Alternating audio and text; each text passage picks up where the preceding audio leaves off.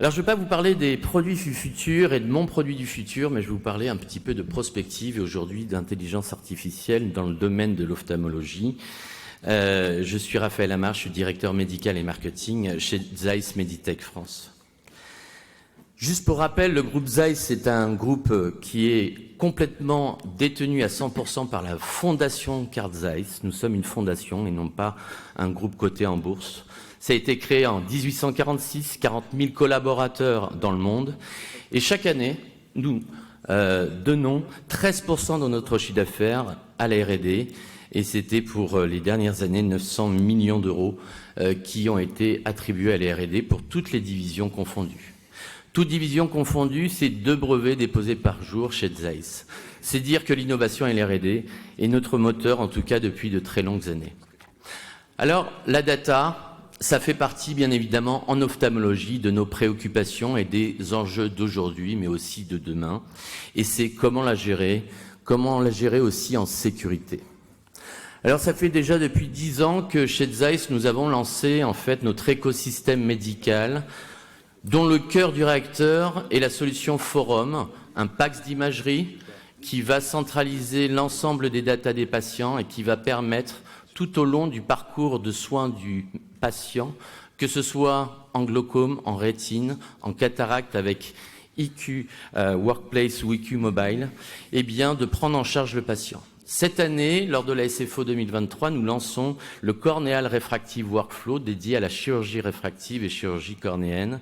Et je vous laisse juste quelques secondes découvrir ce flux de tâches connecté. On va baisser un petit peu le son de la vidéo si c'est possible. Ce flux de tâches connecté qui est autour des lasers, bien évidemment, femtosecondes, le Visumax 800 et du laser Excimer MEL 90. Où l'ensemble des datas, que ce soit en préopératoire, en péropératoire et post-opératoire, vont être traités à travers une application qui s'appelle le Corneal Refractive Workplace et où on va pouvoir prendre en charge et optimiser la prise en charge du patient. Alors, l'intelligence artificielle, c'est forcément la suite logique de ces traitements des datas. L'intelligence artificielle ne va pas remplacer le médecin, elle ne va pas remplacer le chirurgien, mais elle va nous améliorer, en tout cas dans la prise en charge. Et puis, elle va nous aider aussi dans la formation des chirurgiens.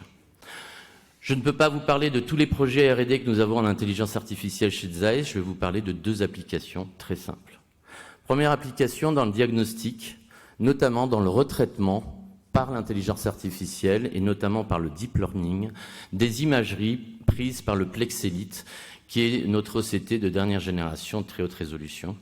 Et quand on regarde ces imageries d'OCTA à gauche avec le Plex Elite, on va rebooster directement les images grâce à l'intelligence artificielle avec un retraitement des images, du deep learning, qui vont travailler les images, réduire le bruit du signal et faire en sorte qu'on ait une meilleure résolution du signal et donc dans parfois et certains cas avoir une meilleure précocité du diagnostic.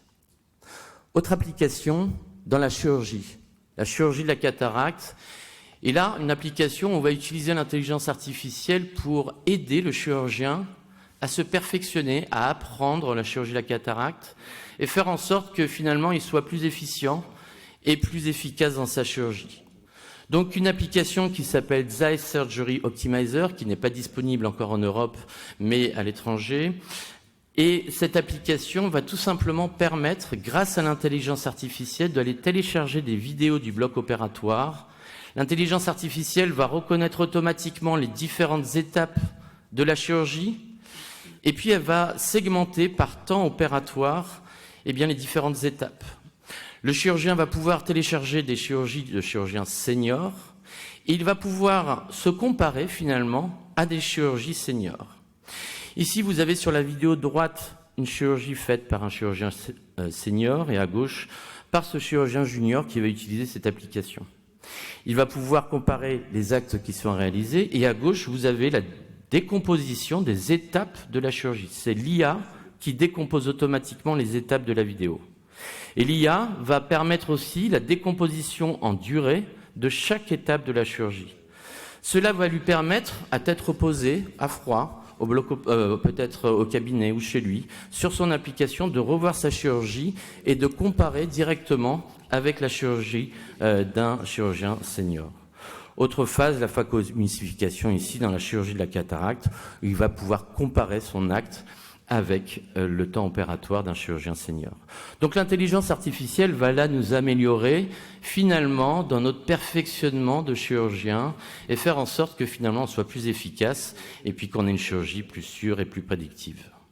Alors l'IA en ophtalmologie, forcément ce sont des perspectives incroyables, développement également avec des avancées qui sont devant nous. Demain ce sera le dépistage, l'imagerie, la chirurgie, bientôt la robotique, et puis forcément la formation initiale et continue. Et je vous invite tout simplement à venir sur le stand Zeiss pour aller voir le premier microscope de 1953 qui a été créé par Zeiss. Et regardez bien ce microscope parce que vous avez un oculaire pour l'étudiant. Déjà en 1953, il fallait apprendre aux étudiants à opérer. Et en 2023, on est sur l'utilisation de l'intelligence artificielle pour encore améliorer l'acte chirurgical. Merci de votre attention.